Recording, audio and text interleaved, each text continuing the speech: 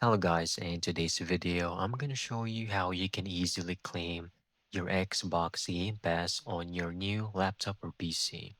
Let's begin. First, go to your Windows Start menu, look for Xbox, open up the application, and make sure you are logged into the correct account. Now, if you already have your Game Pass voucher or code, you could just simply go over here, click on your profile icon, then go to Settings.